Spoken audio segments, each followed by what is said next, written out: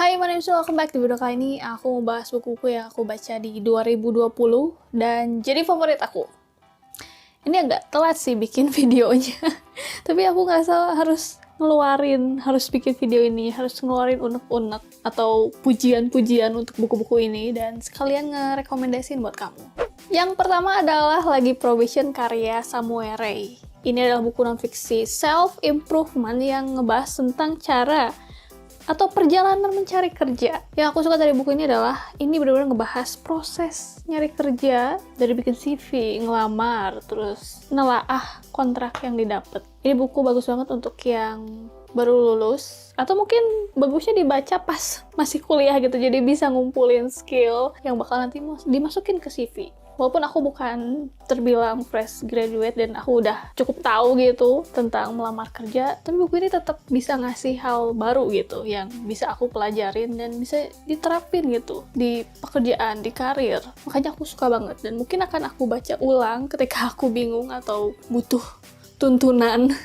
Buku kedua adalah Bagaimana Mengobati Patah Hati, karya Guy Winch. Ini adalah buku non-fiksi self-improvement juga yang ngebahas patah hati dan gimana cara ngobatinnya. Penulisnya adalah seorang psikolog yang udah berpengalaman dengan pasien-pasien yang punya masalah dengan patah hati. Nggak cuma patah hati karena orang lain, tapi bisa juga karena kehilangan hewan peliharaan atau hal-hal lain yang biasanya ada di kehidupan mereka, terus nggak ada.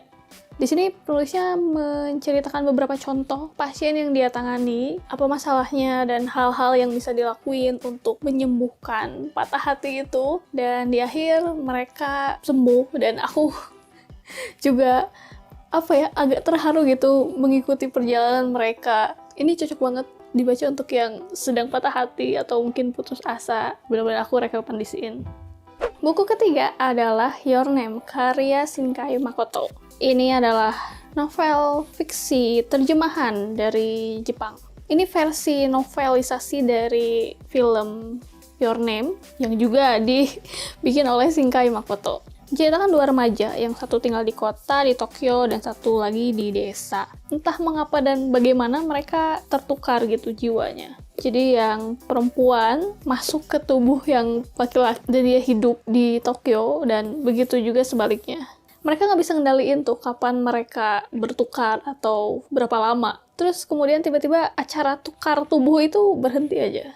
Aku suka novel ini karena aku juga suka filmnya, walaupun ceritanya nggak jauh beda. Tapi dua hal itu, film dan buku ini, saling melengkapi. Filmnya mungkin lebih ke visual, tapi kalau bukunya lebih ngegambarin apa yang benar-benar mereka rasain gitu.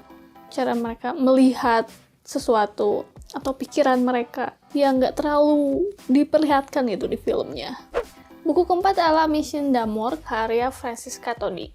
Ini buku fiksi romance metropop karya penulis Indonesia. Ini menceritakan seorang asisten pribadi di sebuah kerajaan yang dituduh sebagai teroris karena dia nggak sengaja berada di sebuah ledakan. Terus dia dievaluasi lah dan kemungkinan diganti. Penggantinya seorang laki-laki yang sebenarnya adalah agen rahasia. Dia ditugasin untuk menyelidiki keterlibatan si asisten yang kemungkinan ada hubungannya dengan teroris yang sebenarnya. Novelnya romantis, sekaligus kocak, terutama karena si asisten pribadinya bener-bener nggak ada hubungannya sama teroris atau ledakan apapun gitu. Jadi perhatian orang-orang si agen rahasia untuk nyari-nyari bukti itu lucu banget. Terus ada actionnya juga karena ada teroris dan misi-misi lain. Oke sih, aku suka banget. Yang kelima adalah Simon vs. The Homo Sapien Agenda, karya Becky Albertalli. Ini adalah novel fiksi romance terjemahan menceritakan Simon yang gay tapi masih tertutup, belum ada orang yang tahu kecuali teman email yang masih misterius juga namanya Blue. Suatu hari email dia itu dilihat sama siswa sekolah lain, terus dia kayak diancam. Siswa itu bakal ngungkap rahasia Simon, kecuali kalau Simonnya mau ngebantuin dia. Deket sama temannya Simon yang perempuan. Jadi Simon harus memilih apakah melindungi rahasianya atau melindungi teman-temannya dari siswa yang nyebelin itu.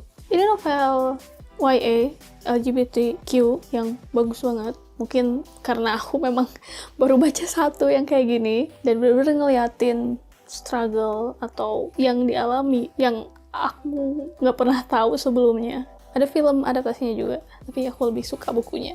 Romansnya tuh bener-bener manis banget, bikin aku berkaca-kaca. Yang keenam adalah Gadis Minimarket karya Sayaka Murata. Ini adalah novel fiksi terjemahan dari Jepang. Menceritakan seorang perempuan yang sudah bertahun-tahun, 18 tahun kerja di minimarket. Dia sangat bergantung kehidupannya sebagai pegawai minimarket itu, dan itu bikin orang-orang sekitarnya, keluarganya nganggap dia aneh, nganggap dia nggak normal. Si pegawai ngerasa dia normal, tapi lama-lama ngerasa tertekan dengan tuntutan orang-orang itu. Ini novel tipis, nggak nyampe 200 halaman, tapi efeknya tuh ngebahas apa sih sebenarnya itu normal, dan apakah kehidupan kita yang sedikit berbeda dengan orang lain itu nggak normal? Apakah harus ngikutin apa yang orang-orang lakuin? Kayak ada jalurnya gitu. Kalau kita belok dikit, apakah kita nggak normal? Bikin overthinking, apalagi di akhir nggak ada ending atau penyelesaian yang memuaskan atau menjawab pertanyaan-pertanyaan yang muncul. Tapi ya, mungkin itu yang harus kita pikirin sendiri dan cari solusinya. Buku selanjutnya, aku udah lupa ini buku berapa, adalah Take Me to Your Heart karya Yudhita Hardini. Ini adalah novel romance dewasa Indonesia. Menceritakan seorang perempuan yang punya sebuah biro jodoh yang terkenal sangat ampuh, karena dia kayak punya sebuah software yang bisa nyari calon yang sesuai gitu dengan kliennya. Sampai dia ketemu satu klien yang nggak cocok dengan calon-calon yang dia sodori. Sampai bertahun-tahun gitu dia ngurusin satu klien ini. Tapi di sisi lain, si pemilik biro jodoh itu masih single dan sebenarnya diam-diam suka sama sahabatnya. Aku suka sama novel ini karena ceritanya ngalir, casual gitu, terutama gaya bahasanya yang dipakai nggak terlalu baku. Tapi di saat-saat penting bisa nampilin, munculin momen-momen serius, terutama menyangkut hubungan si pemilik biro jodoh dan sahabatnya itu. Pertama pas aku baca, aku kira ceritanya bakal tentang si klien yang nggak dapet jodoh itu, nggak cocok-cocok terus. Tapi ternyata cerita tentang si pemilik biro jodoh. Dan endingnya aku suka banget. Karena bukan tipikal ending romance yang happy-happy gitu, happy semuanya. Bukan ending yang sedih juga sih. Cuma ya endingnya pas gitu. Ending yang dewasa. Beginilah harusnya orang dewasa menyelesaikan konflik romantis. Selanjutnya adalah And Then There Were None karya Agatha Christie. Menceritakan 10 orang yang nggak kenal satu sama lain, diundang ke sebuah pulau terpencil, dan satu persatu mereka dibunuh oleh sosok misterius. Tapi di pulau itu ya, cuma ada mereka gitu. Jadi pembunuhnya adalah salah satu dari mereka. Mungkin. Aku suka karena ini novel misteri yang nggak ketebak sama sekali. Dan ininya benar-benar bikin aku kaget. Terus aku akhirnya baca dari awal. Tapi tetap aja gitu, aku nggak bisa nemuin gitu clue-clue itu. Terus pas aku baca review-review tentang novel ini, ternyata ada unsur kolonialisme di ceritanya. Sayangnya tuh hilang atau nggak muncul di versi terjemahan. Atau mungkin memang harus baca dan review lebih banyak soal itu. Itu bikin ceritanya makin menarik dan lebih make sense. Aku masih terkagum-kagum sampai sekarang dan jadi pengen baca lebih banyak lagi karya Agatha Christie. Selanjutnya adalah Pet Sematary karya Stephen King. Ini menceritakan sebuah keluarga, suami istri, 2 anak, dan seekor kucing yang pindah ke kota kecil karena pekerjaan. Terus mereka menemukan kalau di belakang rumah barunya itu ada pemakaman khusus binatang peliharaan. Ketika kucing mereka tertabrak dan mati, tetangga mereka nawarin sebuah solusi yang bikin kucingnya bisa hidup lagi, dan itu awal dari segala malapetaka yang keluarga itu alamin. Aku suka sama novelnya karena ceritanya bagus. Bagus banget, mencekam. Terus horornya itu bukan hantu doang gitu, gimana ya maksudnya. Jadi apa yang menakutkan, yang ngeteror si manusianya itu nggak cuma hal yang dari luar gitu, tapi dari diri mereka sendiri gitu. Keserakahan, kesedihan, terus trauma masa lalu. Jadi bukan novel horor yang cuma hantu-hantu doang. Pantas saja banyak bukunya yang diadaptasi jadi film, karena bukunya bagus. Kalau kamu nonton film adaptasinya dan kecewa, kamu harus baca bukunya. Lebih bagus ceritanya, lebih detail. Selanjutnya adalah Supernumerary Project karya Aranindi. Menceritakan sebuah acara reality show di Chosun One, di mana para perempuan memperebutkan seorang laki-laki. Sayangnya ada satu kontestan yang harus mundurin diri, bahkan sebelum syutingnya dimulai. Nah, si produser akhirnya ngebujuk temennya yang masih single untuk ngegantiin. Bisa dibilang pura-pura jadi peserta gitu. Dia bakal ngebaur, terlihat tertarik gitu sama si pria yang diperebutkan, tapi dia bakal jadi kontestan yang biasa aja. Jadi nggak diunggulin, tapi nggak dibenci juga. Tapi ternyata malah dia yang dapat perhatian dari si pria. Aku suka novelnya, terutama konsep reality show-nya itu. Bahkan ini buku pertama dari seri Broadcasting. Buku-buku lainnya udah terbit atau ada di Wattpad, itu juga ngebahas tentang reality show. Baik yang di depan layar dan di belakangnya. Cerita di belakang layarnya itu yang paling menarik. Gimana produser dan orang TV-nya itu bikin acaranya menarik, biar narik perhatian penonton.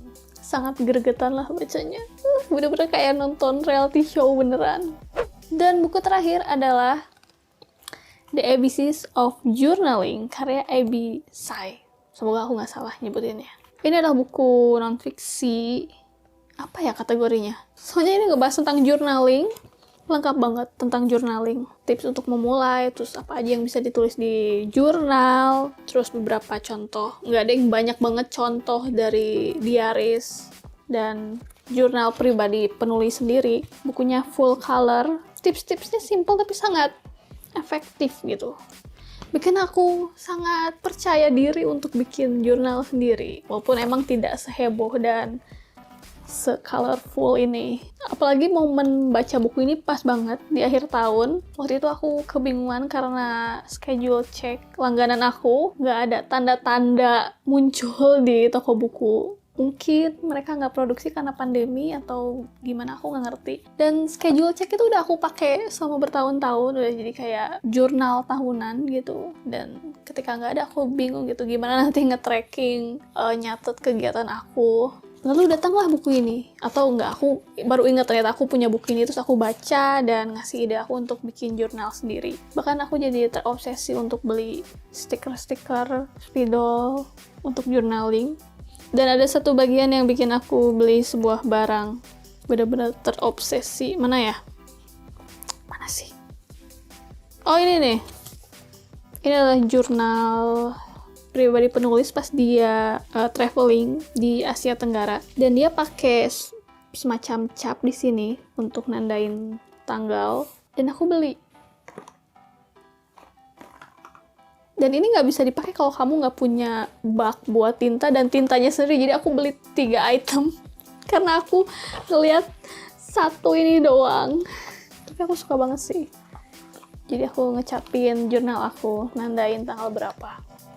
Sejauh ini belum pernah salah ngecap sih. Kombinasi yang aneh, tapi ya aku suka. Nah, itu dia 11 buku favorit aku di 2020. Ada 6 di sini yang versi cetak dan 5 lagi versi e-book. Aku baca di Pusnas, kalau nggak di Gramedia Digital. Semoga di 2021 aku bisa nemuin buku-buku bagus lain dan mungkin nanti lebih banyak gitu dari ini, lebih dari 11. Kasih tahu aku satu aja buku favorit kamu yang kamu baca di 2020. Kenapa kamu suka dan mungkin bisa aku baca juga. Bisa jadi buku favorit aku juga mungkin. Tulis di kolom komentar di bawah. And if you like this video, don't forget to give thumbs up, subscribe, and thank you for watching.